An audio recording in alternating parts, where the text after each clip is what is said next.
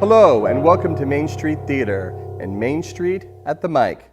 My name is Andrew Ruthven and I'm the Associate Artistic Director here as well as your Director of Audience Services. Now if you attend Main Street Theater, you might know that this is the time where I introduce you to my little friend, the Dip Jar, and that if you enjoy the performance, that on your way out you just do a quick dip of your credit card and instantly donate $25 to Main Street Theater. Now, at this time, we can't be together, so if you do enjoy the performance, please consider going to our website and click the donate button. And for just a quick donation of $25 or whatever you can afford, you can help support the great work we do here at Main Street Theater all year long, especially at this trying time. Otherwise, please sit back, relax, and enjoy Main Street at the Mic.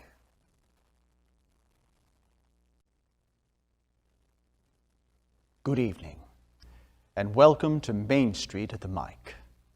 Tonight we go on a journey, one that will take us into realms both dark, dreary, and ghastly.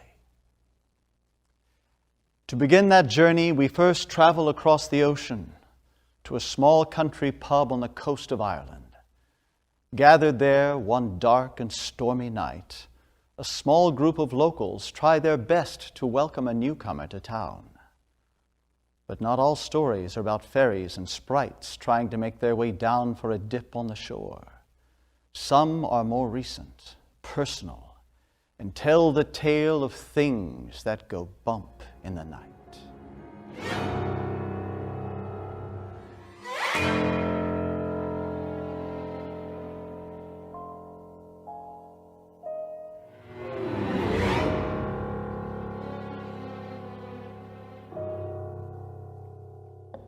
There was a house out near where we were on the other side of the Knock. And it would have been the closest place to us, about a quarter of a mile down the road. And the old lad Finnerty, he lived there on his own, and his family got him into a nursing home out near them by Westport. And the family that moved in were the Walshes. And your man was a sergeant in the guard station in Carrick, and he was like 50 odd and still only a sergeant, so he was no Sherlock Holmes, you know. Like he wasn't Walsh of the Yard or anything like that, but they moved in, and he had 3 daughters that were teenagers and a young fella who'd been married back near Longford there. The daughters were with him and the missus, and I knew them a little because this was the year that Big Finbar died. God rest him. And they had arrived around the time of the funeral, so I'd met them then. And I lived on my own, because at the time it was just me and Big Finbar in it, and so I was the bachelor boy, and a gaggle of young ones after moving in next door. Yo-ho, you know.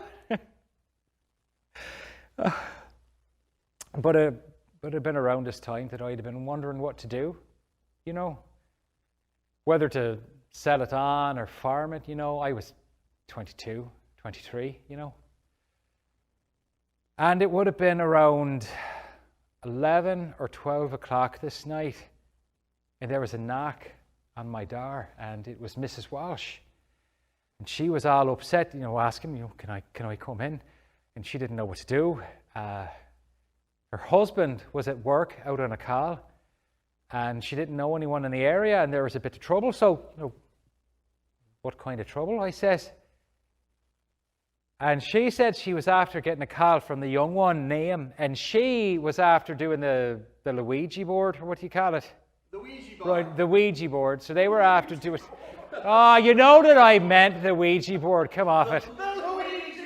Come on now, come on. So she was after being down in a friend of hers' house, and they were after doing the Ouija board. And she'd phoned her mother to come collect her. They'd said that they were after getting a spirit of this, and she was scared, saying that it was after her.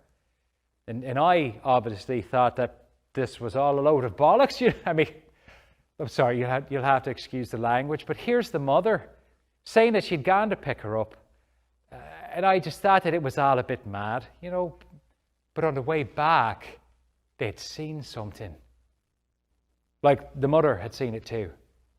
Like there was a dog in the road, And it was running with the car and running after it. And you'd see dogs all over the place. The farmers have them. What was that one dog that William McDermott had at one time? That's it. It was Saxon. It was an Irish wolfhound. It was huge. But you'd be used to seeing dogs all over the place, all different kinds, but they'd be tame like. You know, their bark would be worse than their bite. So I wasn't too taken with their story. But she was asking me, would I come down to the house? Because when they'd gotten back to the house, the young one, Naim, was going hysterical, saying that she could see something on the stairs. Like, no one else could see it, but she could. And there was a woman looking at her. And Mrs. Walsh didn't know what to do. They couldn't contact the hubby, and would I come down? Now, what made her think there was anything I could do, I don't know, but she was panicking, you know. So I got in the car and I went down, and Jesus, I've never seen anything like it. The young one was in bits. And they had this blanket wrapped around her, and she was white as a sheet. And she wouldn't come out of the living room because she said she could see a woman sitting on the stairs. So I say, what's she doing? And she said, she's just staring at me. She was terrified. And, you know, I didn't know whether she was after taking the drugs or drink or what she was after doing. So I say to call Dr. Joe and Carrick, and this is Joe Dillon. You see him around town. He still has a surgery over there by the Spar. Now, he's a very nice fella. So I got hold of him, and he was on his way down. And the Naim one kept shouting at me to close the living room door because I was out in the hallway where the phone was. And she swore she could see the woman staring at her over the banister. Like she was that bad now. And Mrs. Walsh, she called Father Donald, got him out of bed, and fair dues. He came down and blessed the place a little bit, but he'd be a bit more Vatican II, you know. Like there wouldn't be much of the demons and all that carrying on with him, But Dr. Joe gave her a sedative, and then off she went. And we all had a little drink, and poor Mrs. Walsh was very, understandably, shaken. But Father Donald told her not to mind a Ouija, that it was all old cod, and it was only Naim's imagination, and then the phone rings, right? And it was the young fella who'd been married back near Longford. And he was that his baby was crying, and he had it out to the cat, and he was standing by the window, and there was all this commotion next door, cars and the drive and all. And that the old one who lived next door, who used to mind Naim and the other girls when they were young, who was bedridden, had been found dead at the bottom of the stairs. She'd fallen and they'd found her. And, right, whatever coincidence, but that night back at the house, I was having one last fag before the sack, and the stairs come down into the main room, and I was sitting with my back to them, to the stairs, and that's stupid now, but at the time, I couldn't turn around. I couldn't get up to go to bed because I thought that there was something on the stairs. I just sat there, looking at this empty fireplace, and I sat there till it got bright. It was like a boy, I wouldn't dare move in case something saw me, the way. I wouldn't even have another fag. I was dying for one, but I wouldn't. Of course, then when it got bright, I was grand, obviously there was nothing there, but that was the last fag that I ever had.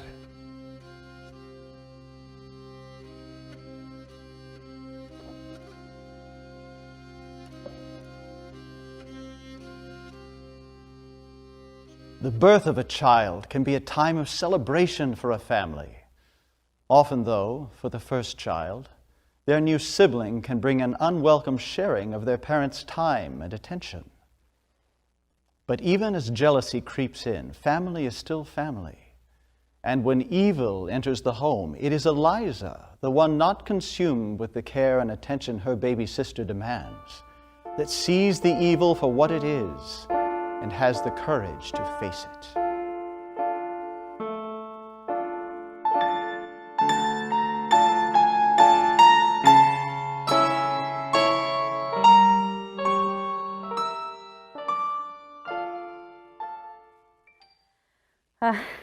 I guess I'm next.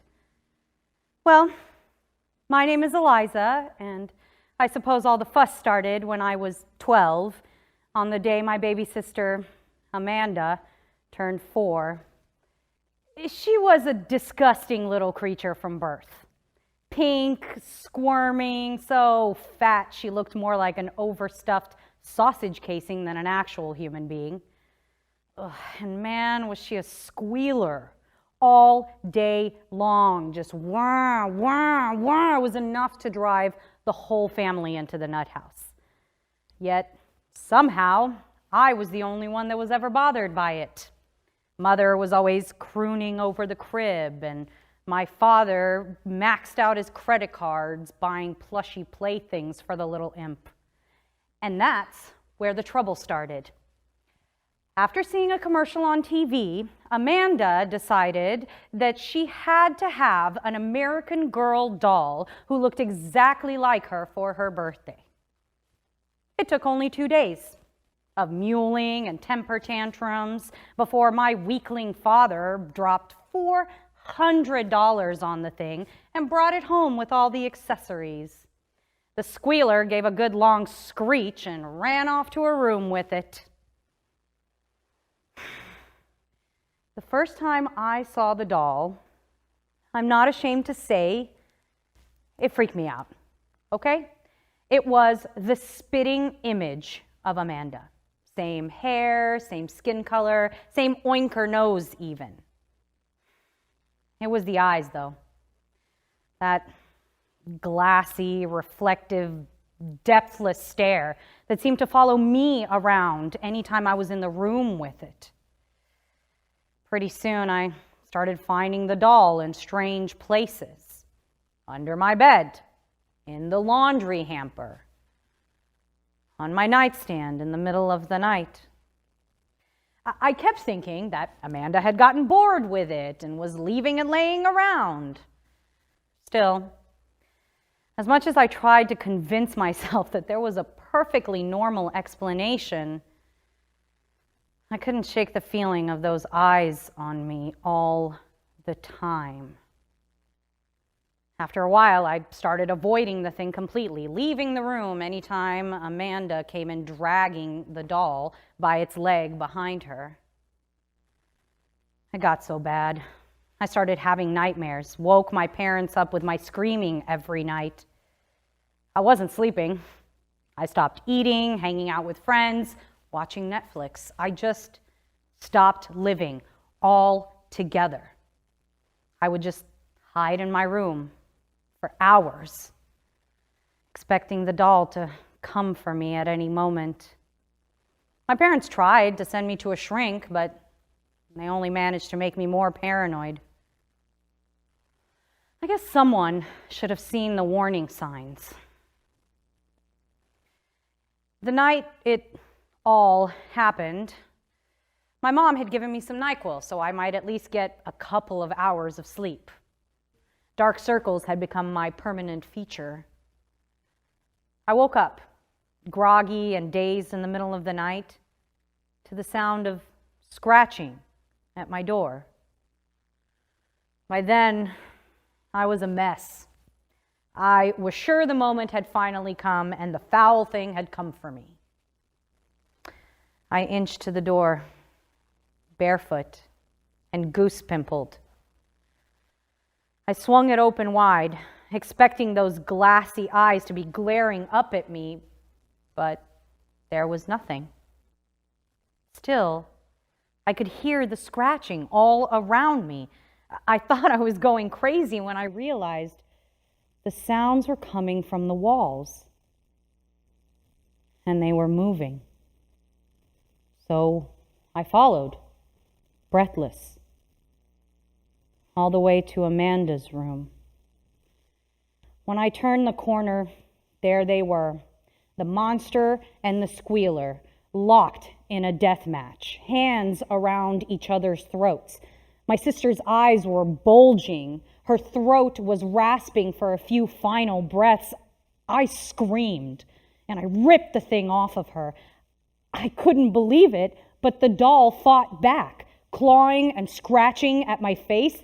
I took off, dragging the thing behind me, desperate to get it out of the house once and for all. It kicked and slashed and growled and gurgled, but I held on tight. I was bleeding and cut all over when I finally made it to the darkest part of the woods behind our house.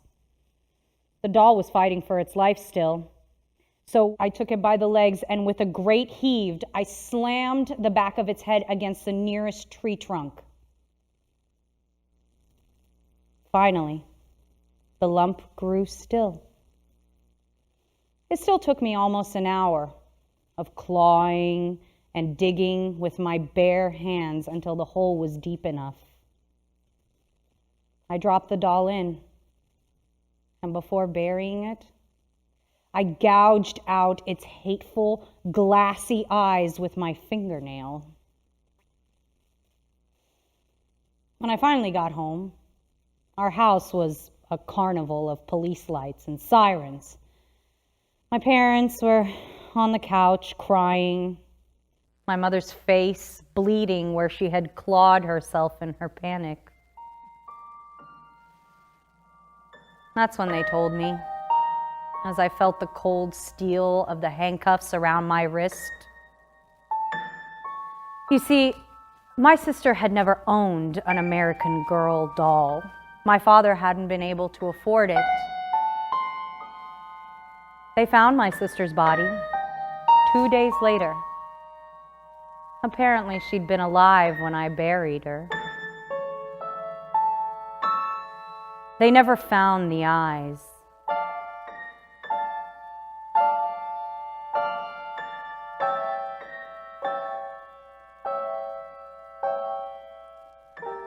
Nothing is more festive than Italy at the height of Carnival. The country is up late, night after night, making merry with amusements and the never-ending flow of wine. At the height of the season, we find Fortunato enjoying himself as expected, when a chance encounter with an old friend takes him down an unexpected path. At the end of that path lies a taste of wine, both rare and sweet. But while the promise is sweet, the revenge is not, for it is served up both cold and damp.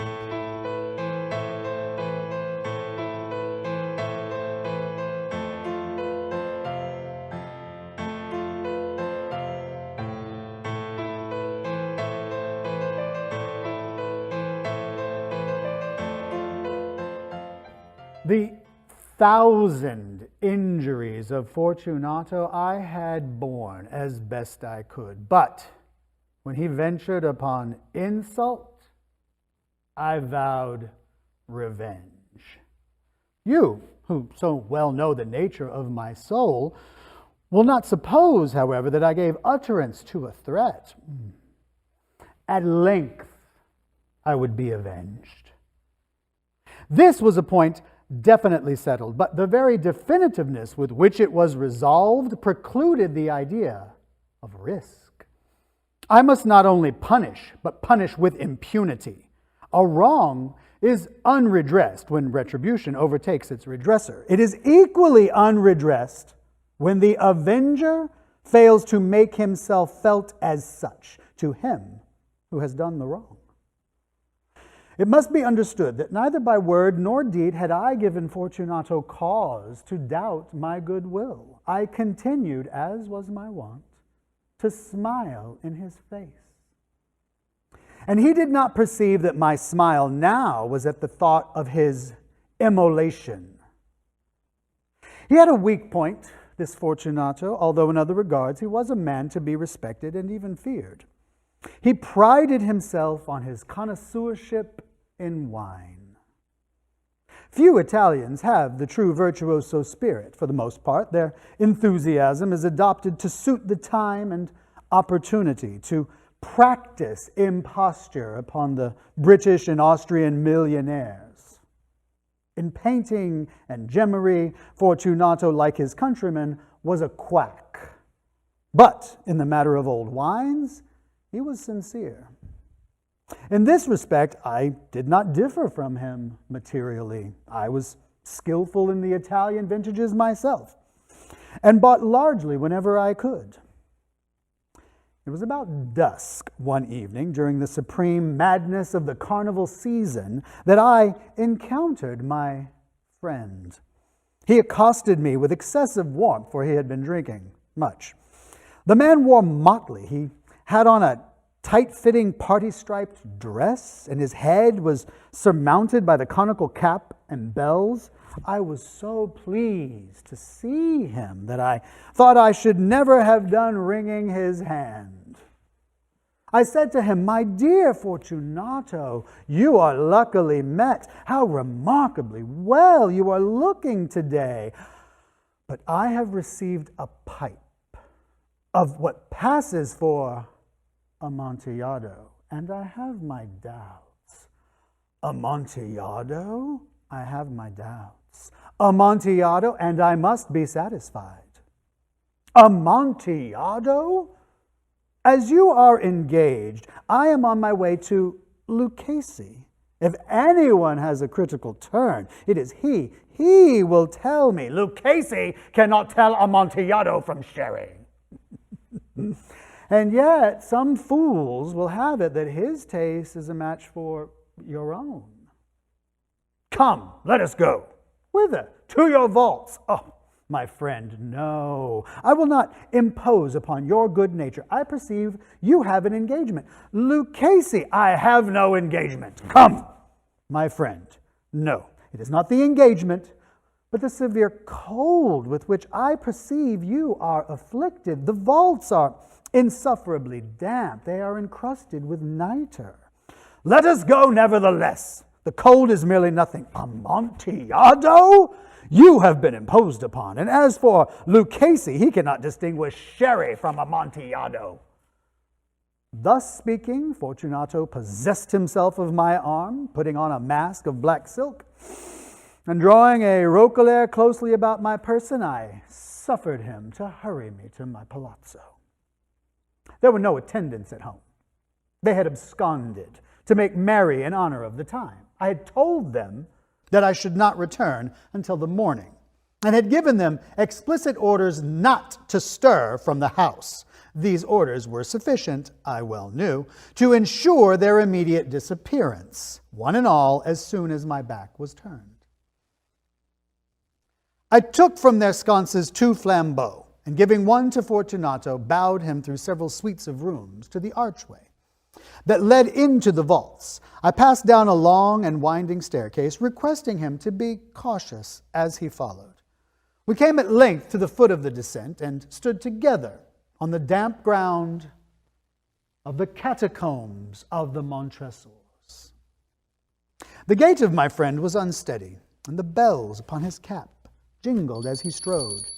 "The pipe," said he. "It is farther on," said I, "but observe the white webwork which gleams on these cavern walls." He turned toward me and looked into my eyes with 2 filmy orbs that distilled the rheum of intoxication. "Nitre?" he asked at length. "Nitre," I replied. "How long have you had that cough?" My poor friend found it impossible to reply for many minutes. "It is nothing," he said at last. "Come," I said, with decision. "We will go back. Your health is precious. You are rich, respected, admired, beloved. You are happy as once I was. You are a man to be missed. For me, it is no matter. We will go back. You will be ill, and I cannot be responsible. Besides, there is Lucchese. Enough, he said. The cough is a mere nothing. It will not kill me. I will not die of a cough.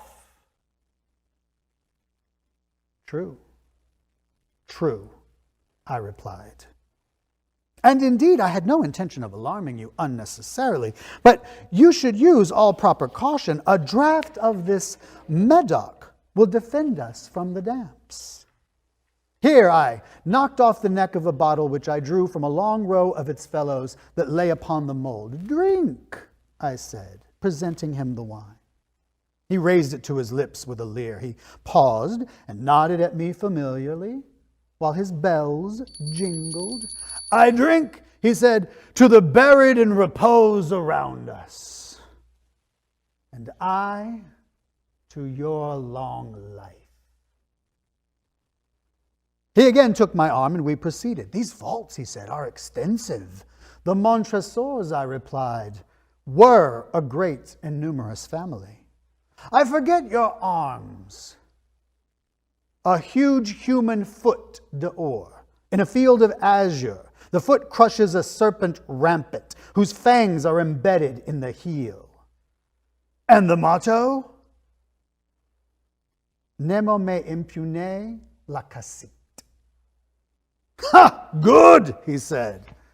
The wine sparkled in his eyes and the bells jingled. My own fancy grew warm with the Medoc. We had passed through walls of piled bones and casks and puncheons intermingling into the inmost recesses of catacombs. I paused again, and this time I made bold to seize Fortunato by an arm above the elbow. The nitre, I said, see, it increases. It hangs like moss upon the vaults. We are below the river's bed.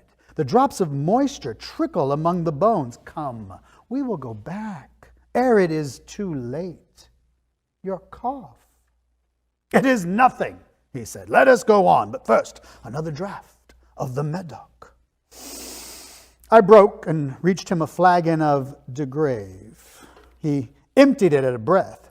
His eyes flashed with a fierce light. He laughed and threw the bottle upwards with a gesticulation I did not understand. I looked at him in surprise. He repeated the movement, a grotesque one. You do not comprehend? He said. Not I replied. Then you are not of the Brotherhood. How? You are not of the Masons. Ah, yes, I said, yes. You? A Mason? Impossible. A Mason, I replied. A sign, he said, a sign. It is this, I answered, producing a trowel from beneath the folds of my roquelaire. Ah, you jest, he exclaimed, recoiling a few paces. But let us proceed to the Amontillado. Be it so, I said, replacing the trowel beneath the cloak and again offering him my arm. He leaned upon it heavily. We continued our route in search of the Amontillado. We passed through a range of low arches, descended, passed on, and descending again, arrived at a deep crypt in which the foulness of the air caused our flambeau rather to glow than to flame.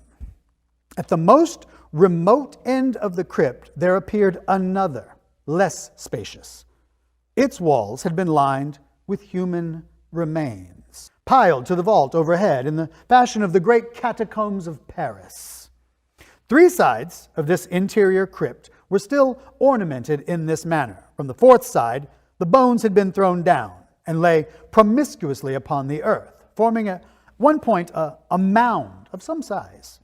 Within the wall, thus exposed by the displacing of the bones, we perceived a still interior recess, in depth about 4 feet, in width 3, in height 6 or 7.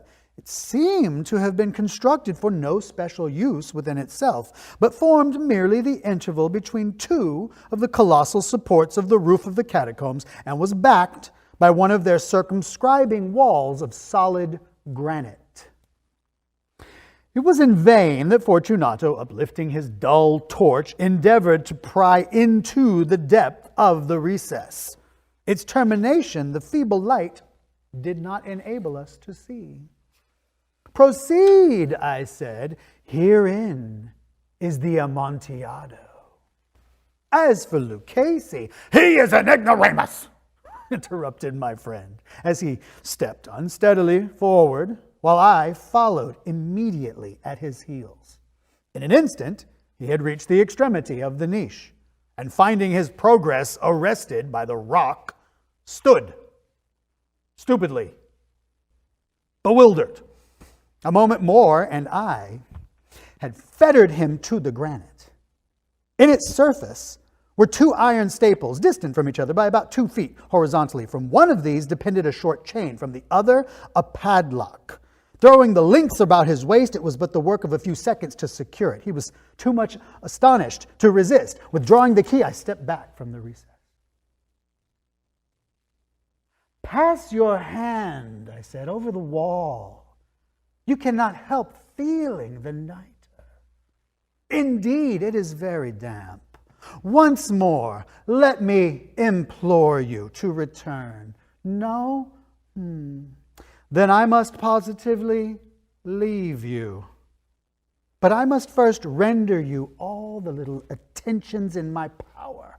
"The Amontillado!" ejaculated my friend, not yet recovered from his astonishment. "True," I replied, "the Amontillado." As I said these words, I busied myself among the pile of bones of which I have before spoken.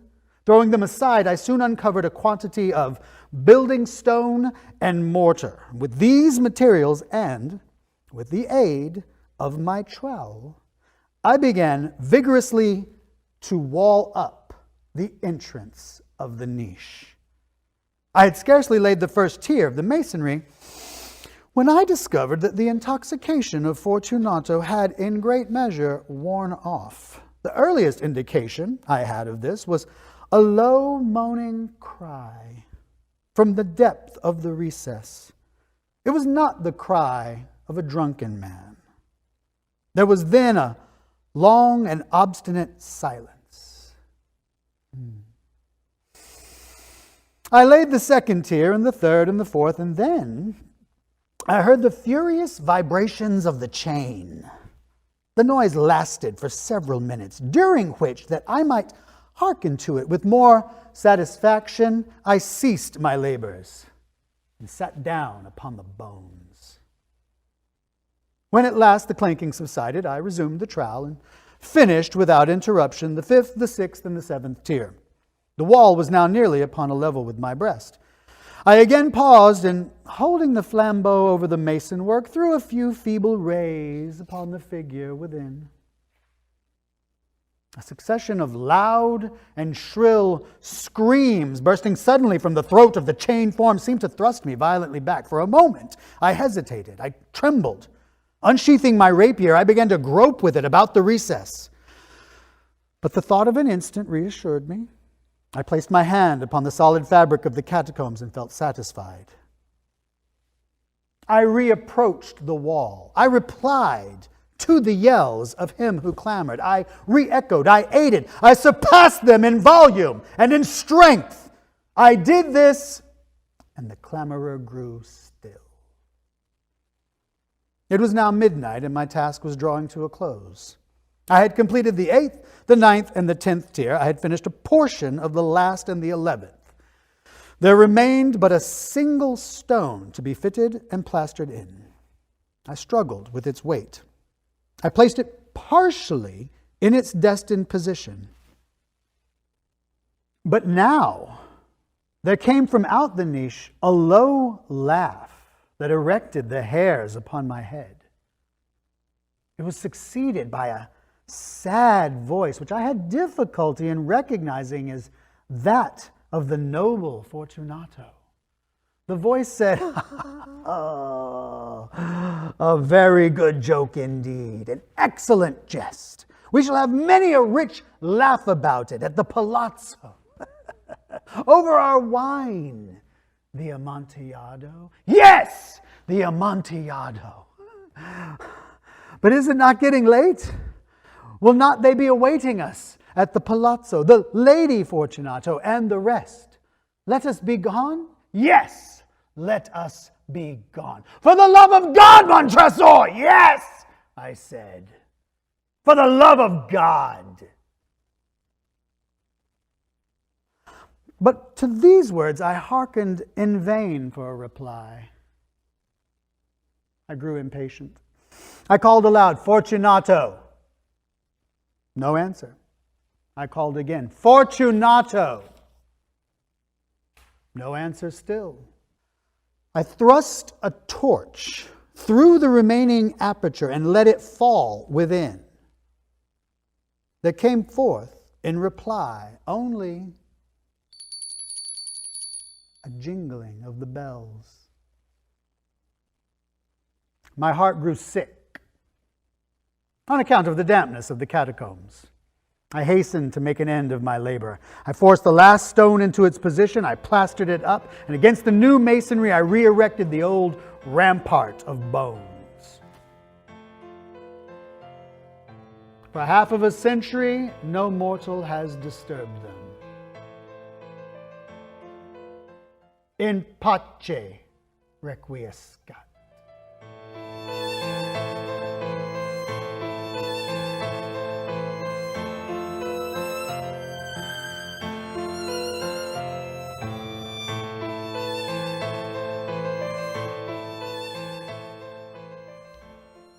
Jane is haunted, not by spirits of the departed, but by a memory of a trip to the theater, one that should have brought joy and light, instead turned dark and unexpectedly deadly. It not only haunts her dreams, but it darkens her days, leaving her with a never-ending feeling that it wasn't enough.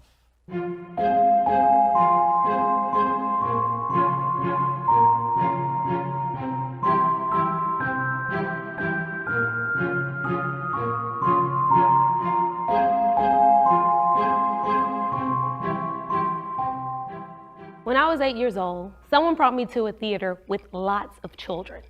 We had come to see a production of Peter Pan, and I remember something seemed wrong about the whole production. Odd things kept happening.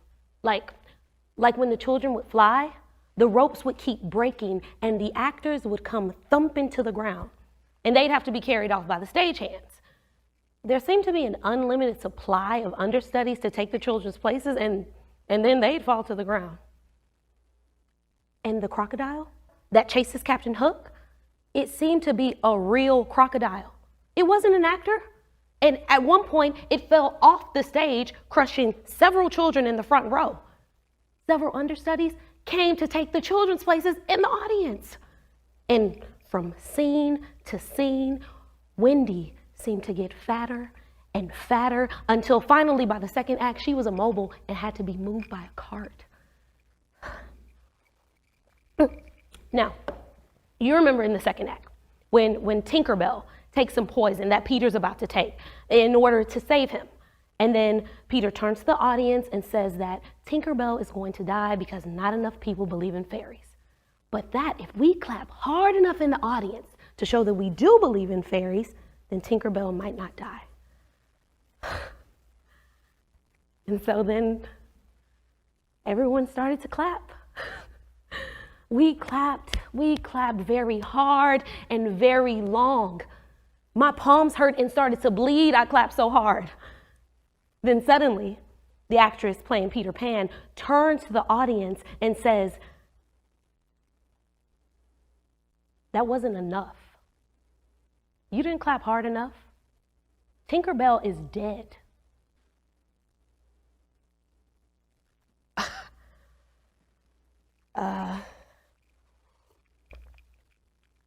Well then, and then everyone started to cry.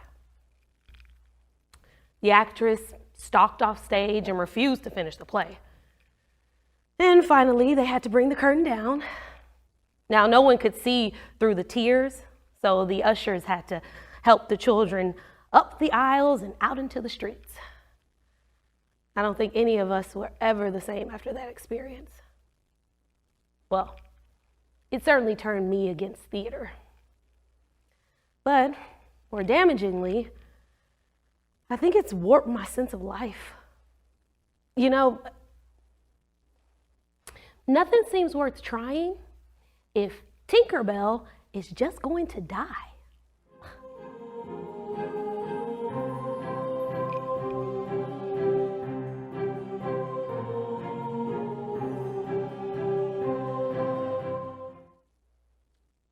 As the lights in the movie theater grow dim, the projector in the booth starts to flicker.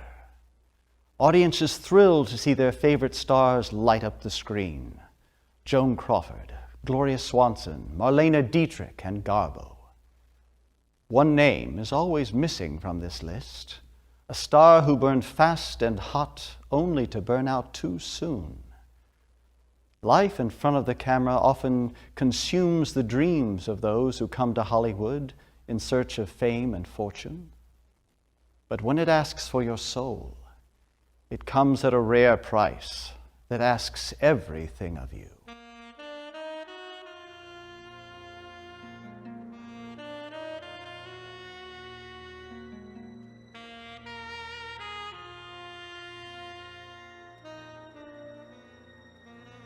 Invented in the 19th century, the photographic camera had a questionable beginning.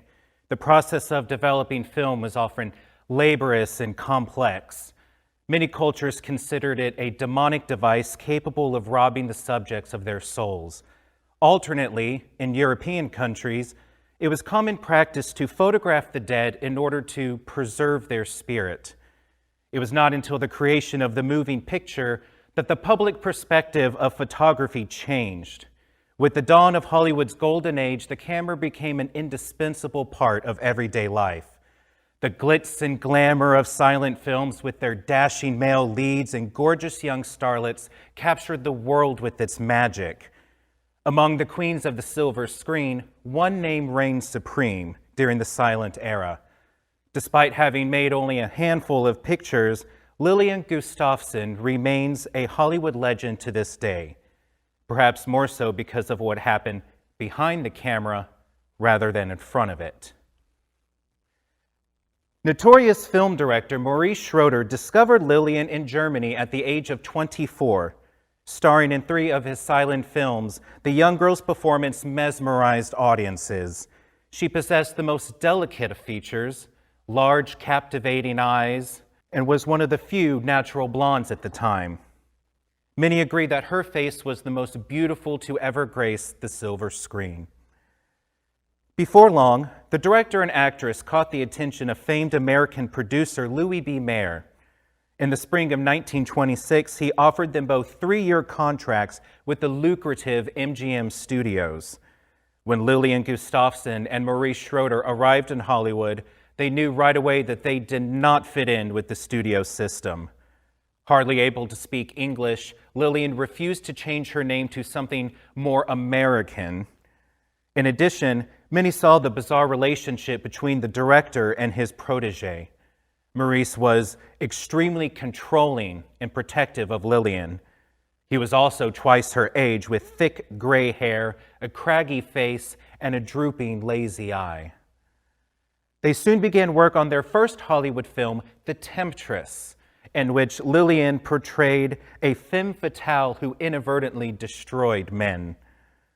Production on The Temptress, however, soon came to a halt when Maurice demanded constant script rewrites, larger sets, and more lavish costumes for his leading lady.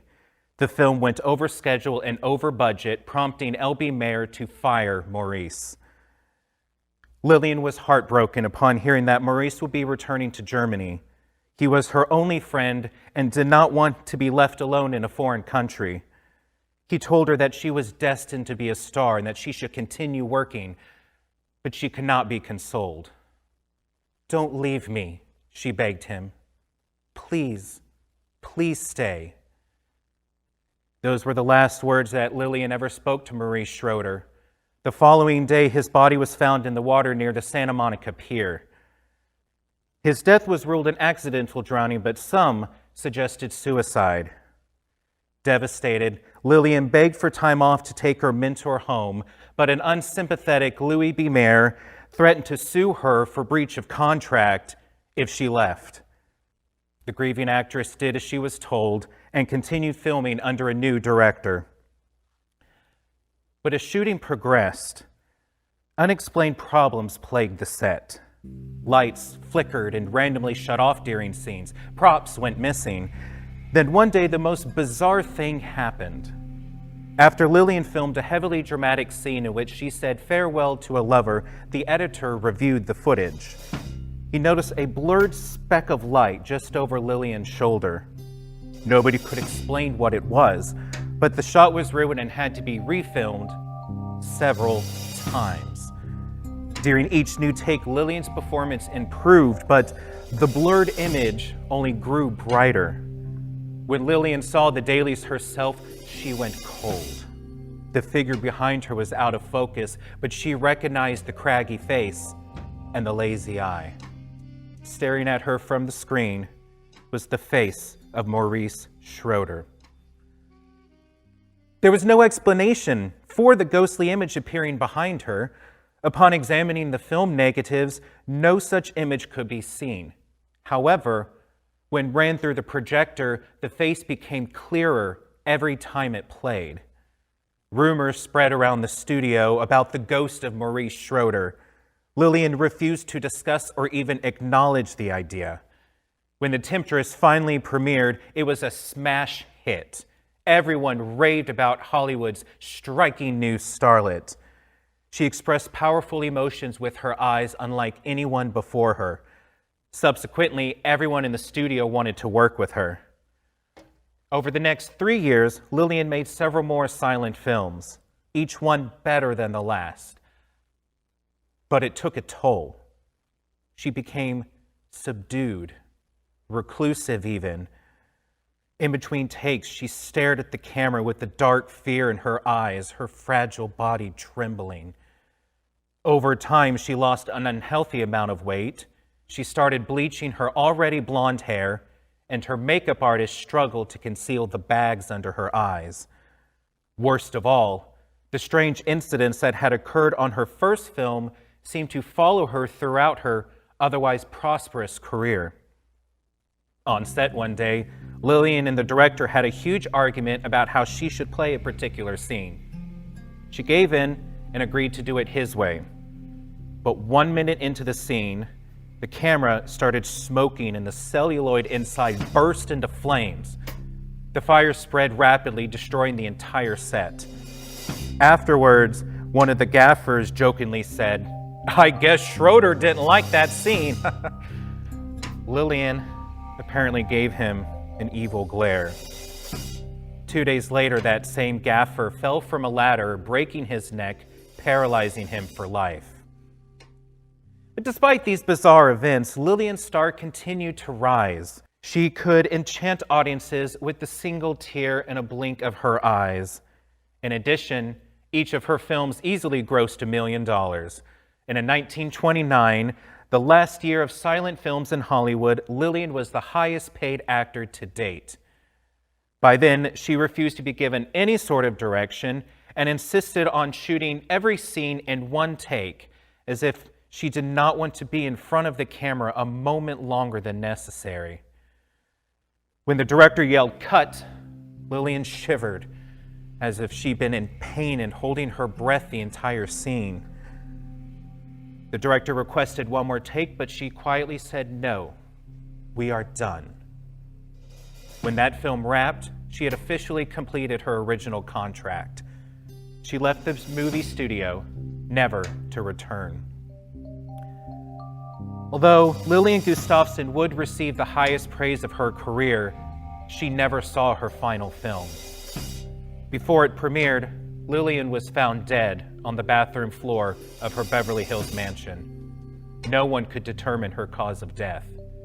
The coroner claimed that her heart simply stopped. But the strangest thing of all is that her hair had turned gray. Her skin was wrinkled and brittle like that of an elderly woman. Lillian was 29 years old. There have been multiple theories over the decades as to what caused the untimely death of Hollywood's greatest silent star. Some say a heart attack, others, drugs or alcohol. Most people, however, believe it was Maurice Schroeder himself, the ghost of the director who would not be separated from his starlet. And her final words to him had been, "Please, please stay." Perhaps he honored her wish. To this day, many people still claim to see Schroeder's face in her films. Some believe he would not let Lillian become a star without him. Others say that his spirit lived within the camera, directing her from the beyond, capturing a piece of her soul, frame by frame. Her young, beautiful face, her eternal spirit, preserved forever on a thin piece of celluloid.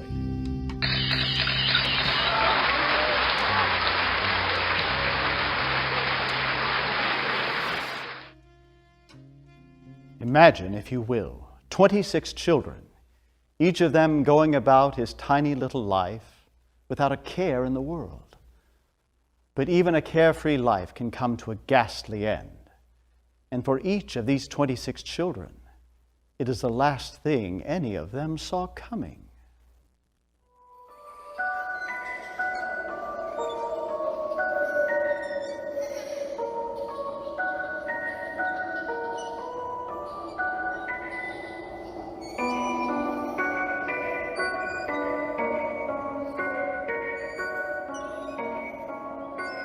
The Gashly Crumb Tinies. A is for Amy, who fell down the stairs. B is for Basil, assaulted by bears. C is for Clara, who wasted away.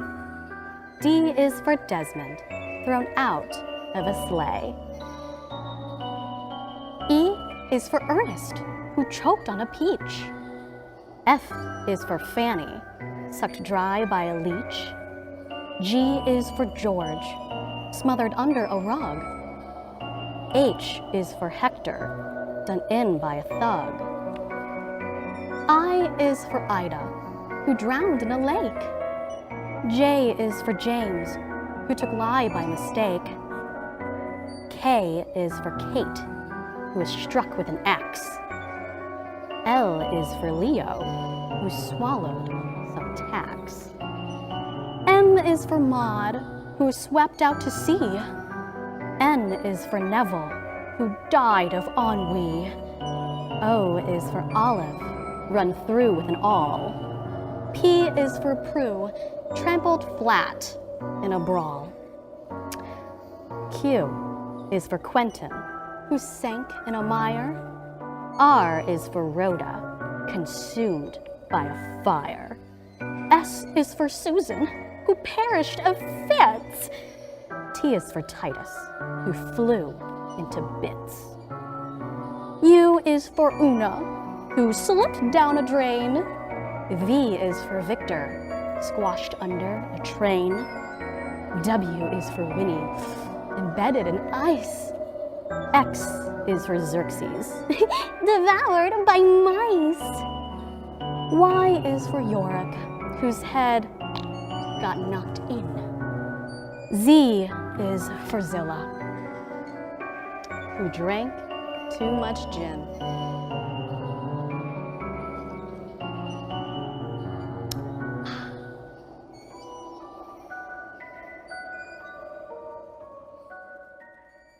A lost love, a broken heart. These are the things that can lead a person down a path of dark despair. For one such soul, shuttered away from the world, yet seeking answers, an unexpected guest arrives. The question is ever present: what waits for us on the other side? Will we be reunited on a farther shore? Questions asked, and with bated breath await a reply. The real question is, will the answers come to you, or will you have to go out and meet them?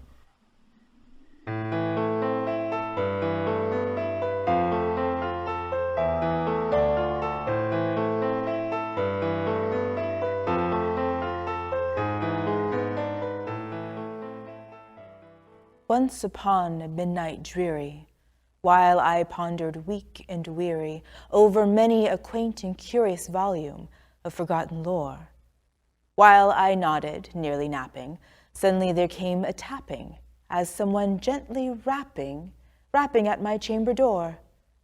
"'Tis some visitor," I muttered, tapping at my chamber door. "Only this, and nothing more." Ah, distinctly I remember, it was in the bleak December, and each separate dying ember wrought its ghost upon the floor. Eagerly I wished the morrow, vainly I had sought to borrow from my books surcease of sorrow, sorrow for the lost Lenore, for the rare and radiant maiden whom the angels name Lenore, nameless here forevermore. Presently my soul grew stronger, hesitating then no longer. "Sir," said I, "or madam, truly your forgiveness I implore. But the fact is, I was napping, and so gently you came rapping, and so faintly you came tapping at my chamber door, that I scarce was sure I heard you. Here I opened wide the door. Darkness there, and nothing more. Deep into that darkness peering, long I stood there, wondering, fearing, doubting, dreaming dreams no mortals ever dared to dream before. But the silence was unbroken, and the stillness gave no token, and the only word there spoken was the whispered word, "Lenore?" This I whispered, and echo murmured back the word, "Lenore." Merely this, and nothing more. Back into the chamber turning, all my soul within me burning, soon again I heard a tapping, something louder than before. "Surely," said I, "surely that is something at my window lattice. Let me see then what thereat is, and this mystery explore. Let my heart be still a moment, and this mystery explore. 'Tis the wind, and nothing more." Open here I flung the shutter, when, with many a flirt and flutter, in there stepped a stately raven of the saintly days of yore. Not the least obeisance made he, not a minute stopped or stayed he, but with mine of lord or lady perched above my chamber door, perched above a bust of Pallas, just above my chamber door, perched and sat, and nothing more. Then the ebony bird beguiling my sad fancy into smiling, by the grave and stern decorum of the countenance it wore. "Though thy crest be shorn and shaven, thou," I said, "art surely no craven, ghastly grim and ancient raven wandering from the nightly shore. Tell me what thy lordly name is on the night's Plutonian shore." Quoth the raven, "Nevermore." Startled at the stillness broken by reply so aptly spoken, "Doubtless," said I, "what it utters is its only stock and store, caught from some unhappy master whom unmerciful disaster followed fast and followed faster till his songs one burden bore, till the dirges of his hope that melancholy burden bore, of never, nevermore." Then, methought, the air grew denser, perfumed from an unseen censer, swung by seraphim whose footfalls tinkled on the tufted floor. "Wretch," I cried, "thy God hath lent thee. By these angels he hath sent thee respite, respite and nepenthe from thy memories of Lenore. Quaff, oh quaff this kind nepenthe, and forgot this lost Lenore." Quoth the raven, "Nevermore." "Prophet," said I, thing of evil, prophet still, if bird or devil, by that heaven that bends above us, by that God we both adore. Tell this soul with sorrow laden if, within the distant Aidenn, it shall clasp a sainted maiden, whom the angels name Lenore. Clasp a rare and radiant maiden, whom the angels name Lenore. Quoth the raven, nevermore. Be that our sign of parting, bird or fiend, I shrieked upstarting, get thee back into the tempest, and the night's Plutonian shore. Leave no black plume as a token of that lie thy soul hath spoken. Leave my loneliness unbroken, quit the bust above my door. Take thy beak from out my heart, and take thy form from off my door. Quoth the raven, nevermore. And the raven, never flitting, still is sitting on the pallid bust of Pallas just above my chamber door. And his eyes have all the seeming of a demon's that is dreaming. And the lamplight o'er him streaming throws his shadows on the floor. And my soul from out that shadow that lies floating on the floor shall be lifted nevermore.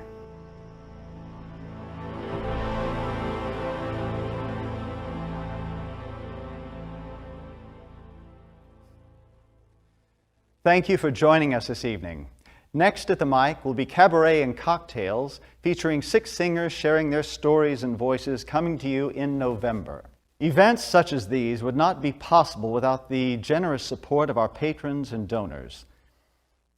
Main Street Theater's mission is to create work that will challenge its audiences to think and its actors to grow, while creating significant work for Houston-based artists. If you can, would you please visit mainstreettheater.com and make a donation today to help us achieve these goals? To end tonight's journey, we have another tale, one much less dark and dreary, one we hope that will cast away the shadows and keep away the sounds of things that go bump in the night.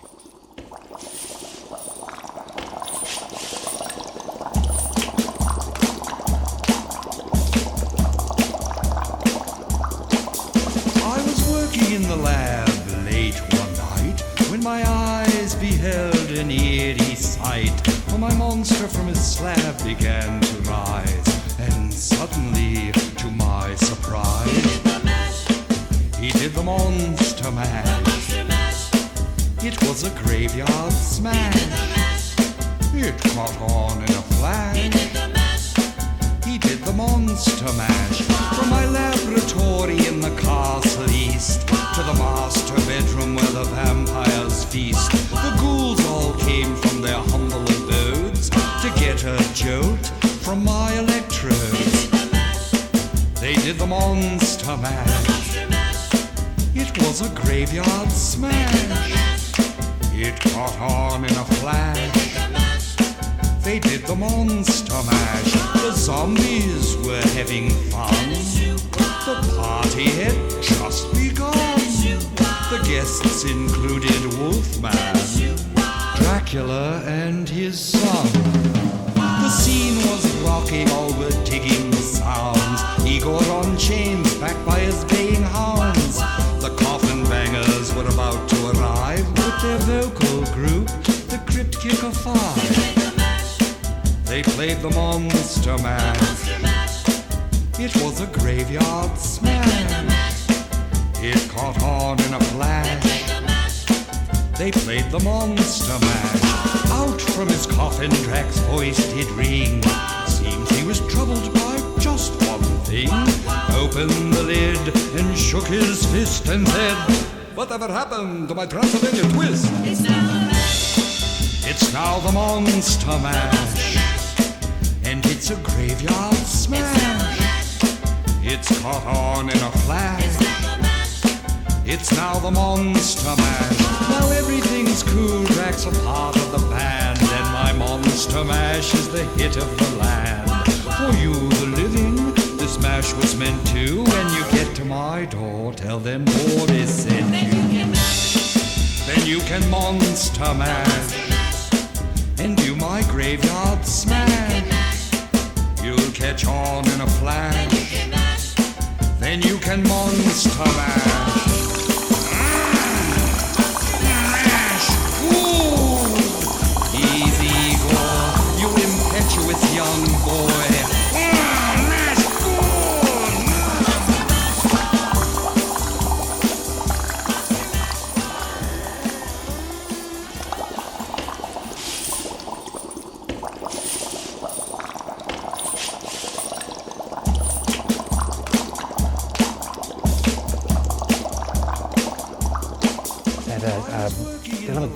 Dylan McDermott.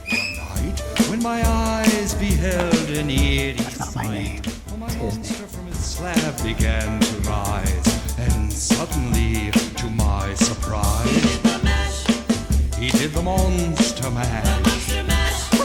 It was a graveyard smash. It caught on. Can I start over? Monster mash. From my laboratory in the castle east to the master bedroom where the vampires feast, the ghouls all came from their humble abodes to get a jolt from my electrodes. They did the monster mash. It was a graveyard smash. It caught on in a flash. They did the monster mash. The zombies were having fun. The party had just begun. The guests included Wolfman, Dracula, and his son. The scene was rocking, all were digging the sounds. Igor on chains, backed by his baying hounds. The coffin bangers were about to arrive with their vocal group, the Crypt Kicker 5. They played the monster mash. It was a graveyard smash. It caught on in a flash. They played the monster mash. Out from his coffin, Drac's voice did ring. Seems he was troubled by just one thing. Opened the lid and shook his fist and said, "Whatever happened to my Transylvania twist?" It's now the monster mash.